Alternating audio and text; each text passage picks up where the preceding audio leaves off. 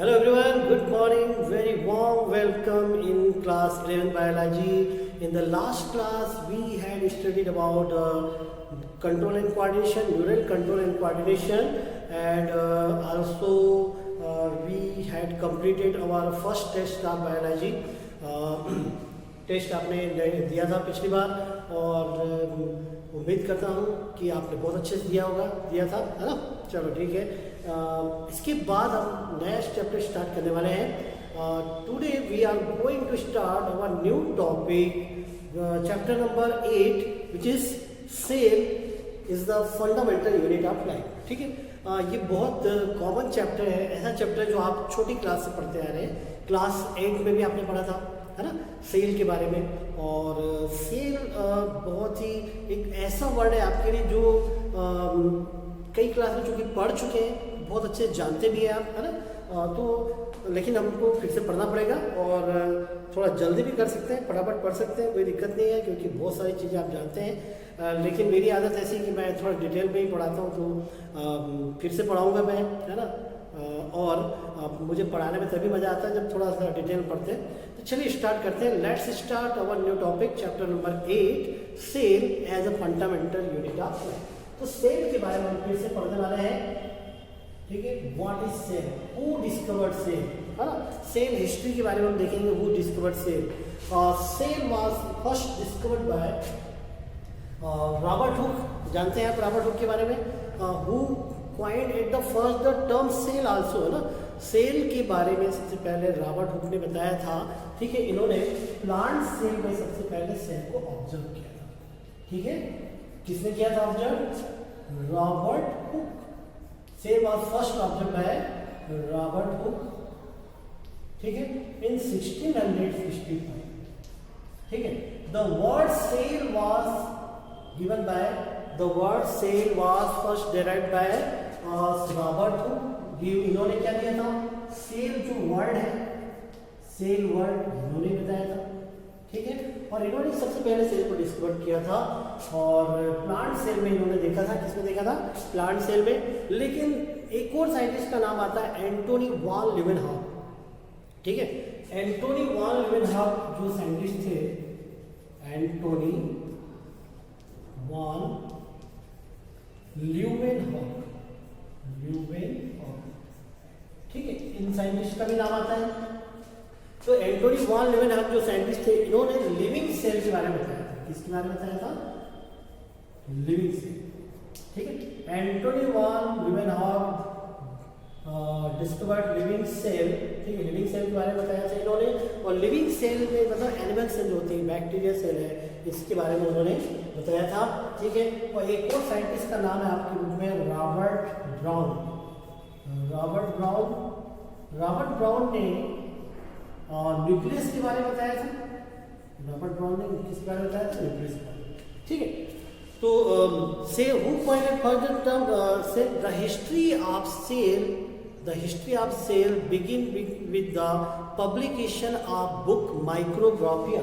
यदि हम सेल की हिस्ट्री देखें तो history of cell is begin with the publication of his book Micrographia.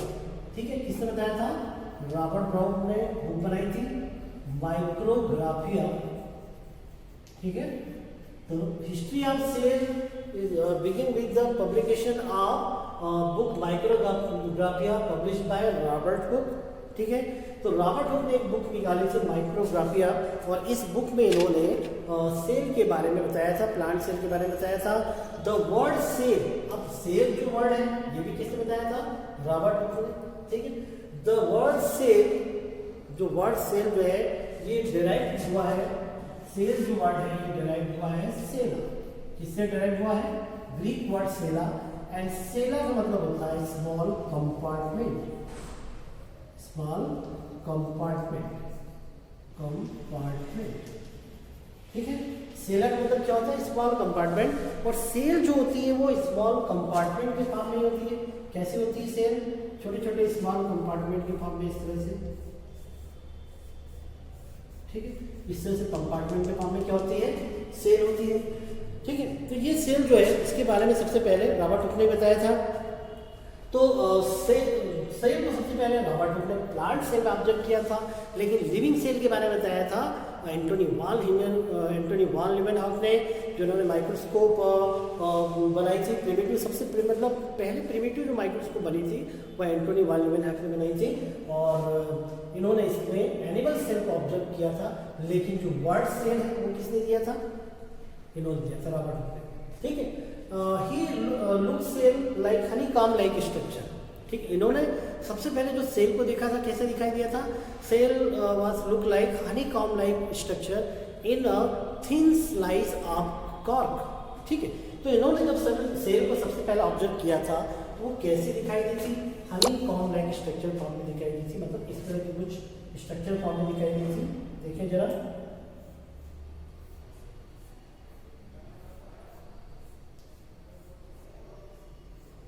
Honey comb like structure था, मधुमक्खी के छत्ते की तरह ये दिखाई देती थी।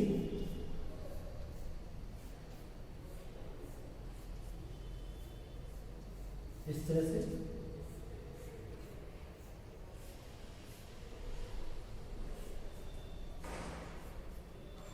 ठीक है।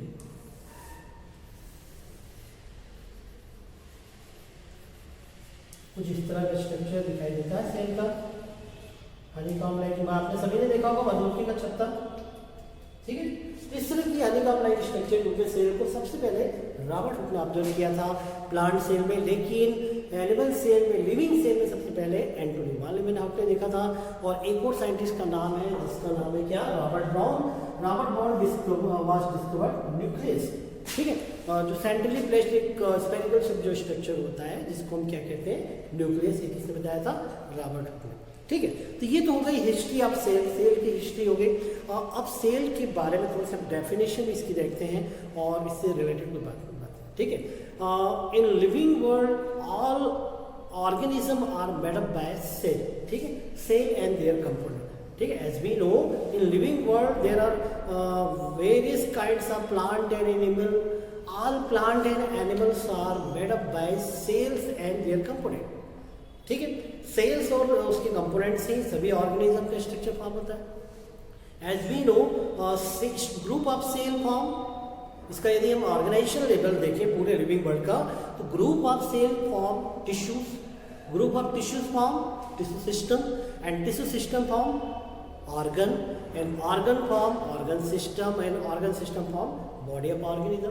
ये एक ऑर्गेनाइजेशन लेवल हम जानते हैं। ठीक है, छोटी क्लास से पढ़ते आ रहे हैं कि सेल से ही पूरा क्या तैयार हो रही है, मतलब ये सेल जो है ये फाइनली क्या तैयार कर रही है? ऑर्गेनिज्म की बॉडी तैयार कर रही है ना। बॉडी और इसी से फिर क्या तैयार हो जाता है? ऑर्गेनिज्म फॉर्म हो जाता है। ये हमको मालूम है। ठीक है, तो मतलब सेल क्या हुई? सेल बेसिक यूनिट हुई हमारे ऑर्गेनाइजेशन लेवल की या लाइफ की। तो cell is the basic unit of life भी कहा जाता है। ये किसकी डेफिनेशन होती है? Cell is the basic unit of life, ये भी हम जानते हैं। ठीक है, cell is the basic unit of life. इसीलिए इसको बेसिक यूनिट कहा जाता है क्योंकि पूरा जो ऑर्गेनाइजेशन जो तैयार हो रहा है हमारा, वो किससे तैयार हो रहा है? सेल से तैयार हो रहा है, सेल से फॉर्म हो रहा है। Is it clear? यहाँ तक समझ आया आपको? ओके, ठीक है, तो ये इतनी बातें आपको समझ में आई। Who discover cell at first? Robert Hooke. ठीक है, who give the term cell? Robert Hooke in 1665। ठीक है, उन्होंने सबसे पहले सेल को देखा था, वो कैसा दिखाई दिया था उनको? हनी कॉम्ब लाइक स्ट्रक्चर के फॉर्म में दिखाई दिया था। और सबसे पहले उन्होंने प्लांट सेल में देखा था, फिर बाद में एनिमल में भी देखा, है ना। और ये जो सेल है एनिमल में किसने देखा था? एंटोनी वान लीवेनहॉफ ने देखा था। ठीक है, स्मॉल कंपार्टमेंट सेल जो वर्ड दिया गया है, क्योंकि सेल स्मॉल कंपार्टमेंट की फॉर्म में होती है इस तरह से, इसलिए इसका नाम क्या पड़ा? सेला नाम। ठीक है, सेल पड़ा, सॉरी सेला ये ग्रीक वर्ड है, इसकी अकॉर्डिंग सेला मीन्स क्या होता है? Small compartment. ठीक है, तो किसी भी ऑर्गेनिज्म की जो बॉडी तैयार होती है वो सेल से तैयार होती है, इसलिए cell is the basic unit of life, है ना। ऑर्गेनाइजेशन लेवल यदि हम देखें तो सेल क्या होती है? बेसिक यूनिट ऑफ लाइफ होती है। एक और इसकी बहुत ही पॉपुलर डेफिनेशन है, cell is the structural and functional unit of life. Cell को क्या कहा जाता है? Cell is the structural and functional unit of life. Functional unit of life.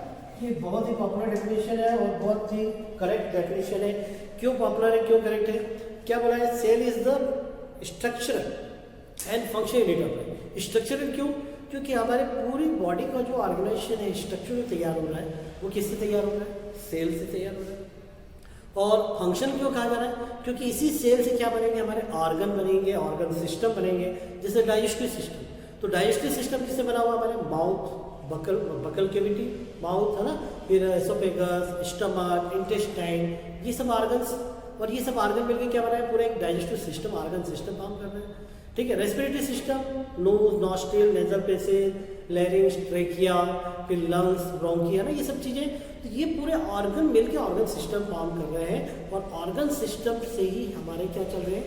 Body के फंक्शन चल रहे हैं। तो सेल इज द स्ट्रक्चरल, क्योंकि इसी से हमारा स्ट्रक्चर तैयार हो रहा है। फंक्शनल भी है, क्यों? क्योंकि इन्हीं से मिलके हमारे ऑर्गन और ऑर्गन सिस्टम फॉर्म होते हैं जो डिफरेंट फंक्शन को परफॉर्म करते हैं। इसलिए सेल को क्या कहा गया है? Cell is the structural and function unit of life. तो यहाँ तक आपको समझ आ गया। मैंने आपको सेल की हिस्ट्री बताई, फिर सेल को किसने डिस्कवर किया ये बताया, फिर आपको मैंने बताया क्या बताया आपको? मैंने सेल की डेफिनेशन बताई, 2 definition. Cell is the basic unit of life और cell is the structural and function unit of life. ठीक है। तो सेल के बारे में इस तरह से आप बहुत अच्छे से जानते हैं।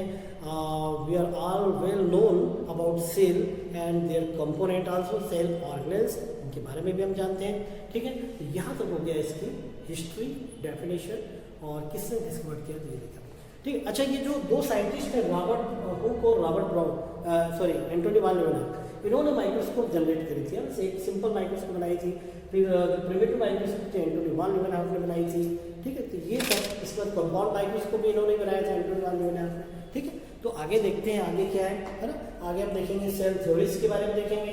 इन साइंटिस्ट के अलावा कुछ और साइंटिस्ट थे, मैथियास स्लीडन, थियोडर सॉन, है ना, ये कुछ एक जर्मन बॉटनिस्ट थे, मैथियास स्लीडन, और थियोडर सॉन ये एक जूलॉजिस्ट थे। तो इन्होंने सेल थ्योरी के बारे में बताया था। सेल थ्योरी क्या है ये देखते हैं नेक्स्ट। ठीक है।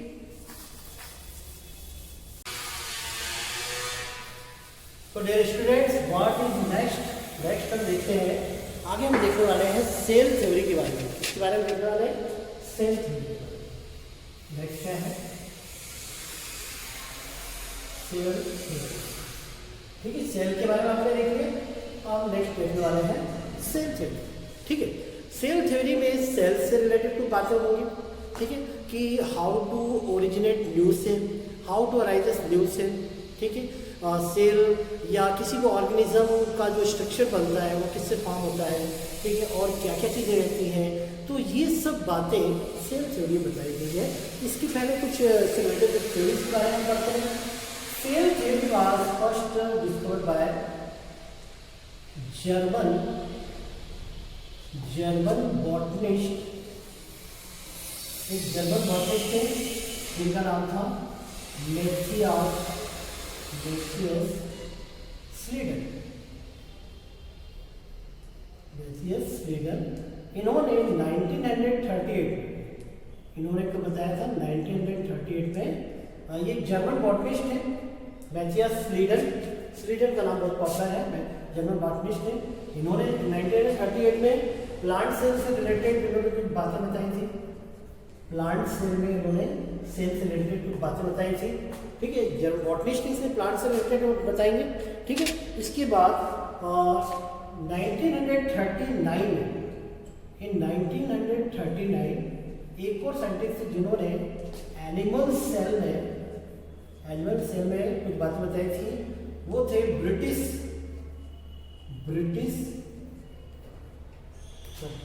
स्पेलिंग गलत हो गई, ब्रिटिश जूलॉजिस्ट थे, ठीक है। तो ब्रिटिश जूलॉजिस्ट थे जिन्होंने 1939 में एनिमल सेल के बारे में इन्होंने कुछ इंफॉर्मेशन दी थी। ठीक है। और इन्होंने बताया था कि सेल और किसी भी ऑर्गेनिज्म की जो बॉडी रहती है वो सेल और उसके कंपोनेंट से मिलके बनी होती है। ठीक है, आ रहा समझ में? क्या बताया था उन्होंने? बताया था all organism are composed by cell. ठीक है, ये body of all organism made up by cell and their component. ठीक, ये इन्होंने एक बात बताई थी। ठीक है, क्या बताया था इन्होंने कि बॉडी ऑफ ऑल ऑर्गेनिज्म,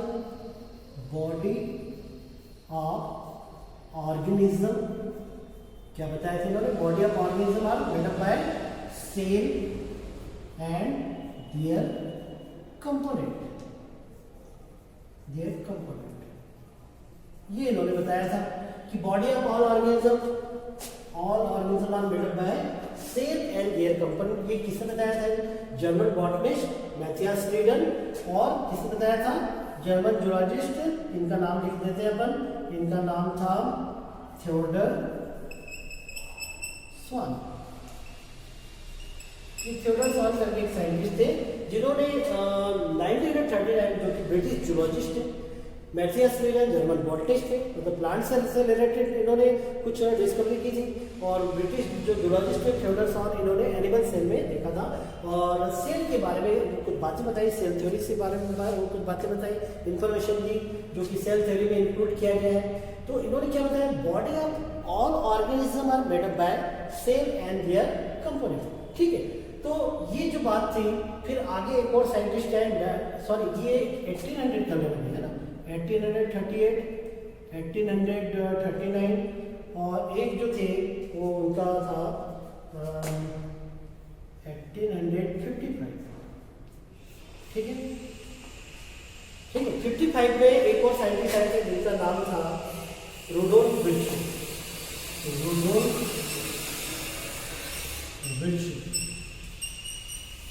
ठीक है, ये एक और साइंटिस्ट आए थे 1855 में। इन्होंने क्या बताया था? इन्होंने ये बताया था, एक पॉइंट हेडिंग दी थी, ओमनिस सेलुला सेलुला।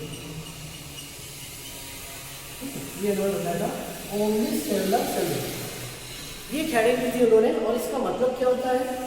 न्यू सेल जो रहती है, new cell arises from, new cell जो अराइज हो रही है, किससे अराइज हो रही है? From pre existing cell. ठीक है, तो जो न्यू सेल जो फॉर्म होती है, मतलब ये इसका बेसिक मेन जो पॉइंट है सेल थ्योरी, तो वो ये है ओमनिस सेलुला सेलुली। इसकी मीनिंग ये निकलती है new cell arises from pre existing cell. मतलब जो नई सेल जो बनती है, पहले से जरूर कोई डेफिनेटली कोई एग्जिस्टिंग सेल है जिससे ये नई सेल बनेगी। भाई कोई भी लिविंग ऑर्गेनिज्म जो तैयार होता है, नया जो ऑर्गेनिज्म बन रहा है, वो पहले से एग्जिस्ट जो होंगे उनसे बनता है, अपने आप में बनेगा नहीं। ठीक है, तो ये इन्होंने बताया था new cell arises from pre existing cell. तो ये जो मॉडर्न जो सेल थ्योरी थी, मॉडिफाइड करके जो सेल थ्योरी बनी थी, वो रुडोल्फ विर्चो के बाद बनी थी, जिन्होंने ओमनिस सेलुला सेलुली के बारे में बताया था new cell arises from pre existing cell. ठीक है, तो ये थी सेल थ्योरी से रिलेटेड कुछ इंफॉर्मेशन और कुछ इसके पॉइंट अपन देखते हैं क्या क्या बातें उन्होंने बताई थी। लेकिन एक बार यहाँ तक मैं रिवाइज कर लूँ। ठीक है, look again, cell theory was discovered by German botanist Matthias Frieden in 1838 in plant cell, and also 1839 and also by Frederick, which is British zoologist। ठीक है, इन्होंने 1839 में, तो 1838 में जर्मन बॉटनिस्ट मैथियास फ्रीडन और 1839 ब्रिटिश जूलॉजिस्ट थियोडर स्वान, और फिर बाद में रुडोल्फ विर्चो। तीनों ने मिलकर फिर मतलब पहले वो फ्रीडन और स्वान ने तो बता ही दी थी सेल थ्योरी के बारे में कि जो ऑर्गेनिज्म की जो बॉडी होती है वो सेल और उसके कंपोनेंट से बनती है। ठीक है, फिर इन्होंने रुडोल्फ विर्चो ने बताया कि new cell arises from pre existing cell, ओमनिस सेलुला सेलुली। ठीक है, ये बातें बताई। तो अब इसके मेन जो पॉइंट्स हैं वो क्या क्या है वो हम देखते हैं। ठीक है, चलिए देखते हैं इसके मेन पॉइंट क्या क्या है ना। शॉर्ट में बराबर बता देता हूँ मैं आपको क्या क्या पॉइंट्स हैं, देखें आप जरा सेल थ्योरी की क्या क्या पॉइंट्स हैं। तो वैसे तो आपकी जो एनसीईआरटी बुक है उसमें दो बातें दी हुई, दो पॉइंट ही दिए हुए हैं, और वो दो पॉइंट क्या क्या है उसमें एक पहला पॉइंट है कि body of all organism is made up by cell and their component. Organism की जो बॉडी होती है सेल और उसके कंपोनेंट से फॉर्म होती है। और सेकंड जो पॉइंट है वो ये है कि new cell arises from pre existing cell. ठीक है, ये दो बातें दी हुई है। क्या क्या दी हुई है? दो बातें। एक तो दी हुई है body of organism is made up by cell and their component. और सेकेंड बताया है new cell arises from pre existing cell. ये दो बातें हैं, ठीक है। लेकिन अब जो नई मॉडर्न जो कॉन्सेप्ट है उसमें क्या क्या है वो हम देखेंगे, ठीक है। तो क्या क्या बातें हैं अब देखते हैं। एक तो पहला पॉइंट है all organism are made up by cell. ठीक है, सभी ऑर्गेनिज्म बॉडी किससे बनी होती है? Cell and their component. ठीक है। सेकेंड पॉइंट में आप ये बता सकते हैं न्यू सेल अराइजेस फ्रॉम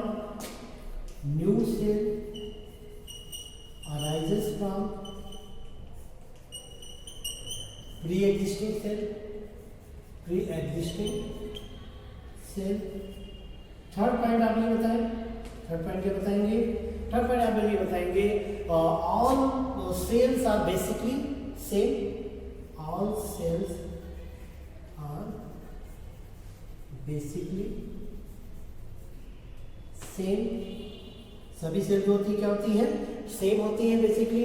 कुछ और पॉइंट भी आप बता सकते हैं, जैसे all the activity of cell is the outcome of all the activity, outcome of whole activity of cell, outcome of whole activity of cell, whole activity of cell। ये हो गया।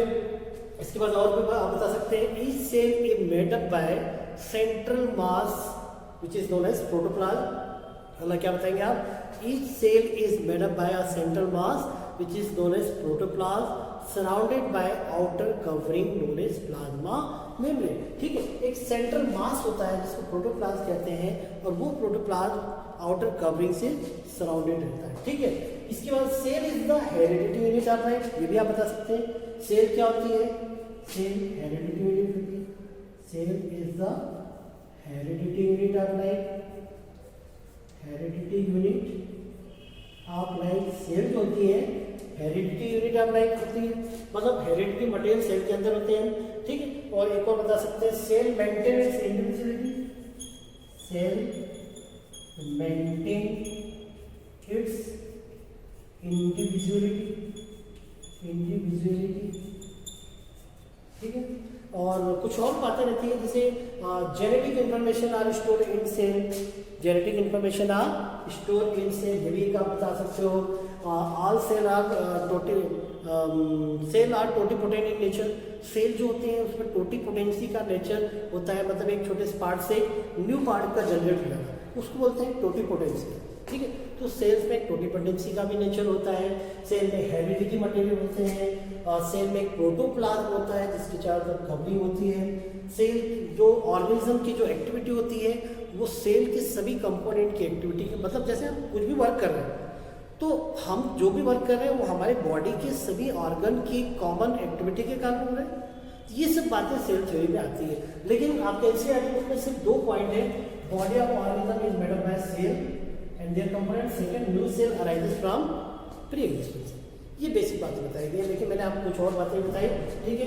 Each cell is made up by central mass of protoplasm फिर आप मैंने बताया आपको all cell are basically same, cell are totipotent in nature, cell maintain their individuality, ठीक है। ये सब बातें मैंने बताया, cell is the cell contain heredity material, ये सब बातें भी आप बता सकते हो। तो ये थी आपकी सेल थ्योरी जिसमें हमने सेल से रिलेटेड कुछ बातें बताई। 3 साइंटिस्ट का नाम बताया मैंने इसमें, एक थे मैथियास फ्रीडन, दूसरे थे जर्मन ब्रिटिश जूलॉजिस्ट थियोडोर स्वान और एक रुडोल्फ विर्चो, ठीक है। इन्होंने मिलकर सेल थ्योरी के बारे में बताया था। तो ये सेल थ्योरी यहाँ पे कंप्लीट होती है। इसके बाद ओवरव्यू ऑफ सेल देखेंगे हम नेक्स्ट लेक्चर में। यहाँ तक तैयार करें सेल की हिस्ट्री, सेल की डेफिनेशन और सेल थ्योरी। सेल थ्योरी बहुत इंपॉर्टेंट क्वेश्चन बनेगा, है ना। तो ये डिटेल में आती है, तो मैंने जितनी बातें बताई आपको बतानी है ना, क्योंकि आपके एनसीईआरटी से 2 पॉइंट है, लेकिन आप थोड़ा सा डिटेल तैयार करेंगे जो बातें मैंने आपको बताई हैं, ठीक है। तो इसको नोट करिएगा, वीडियो बार बार रिवाइज करके देख लीजिएगा जो भी मैंने पॉइंट्स बताए, ठीक है। ये आपकी सेल थ्योरी तैयार हो जाएगी और इसके नोट्स भी बनाते जाइए। जो भी पढ़ा रहा हूँ उसके नोट्स आप अलग से बना सकते हैं, क्योंकि एक्सरसाइज में सभी क्वेश्चन इंक्लूड नहीं हो पाते हैं, तो आप बनाते जाइए सब कुछ, ठीक है। तो मिलते हैं नेक्स्ट लेक्चर में, थैंक यू।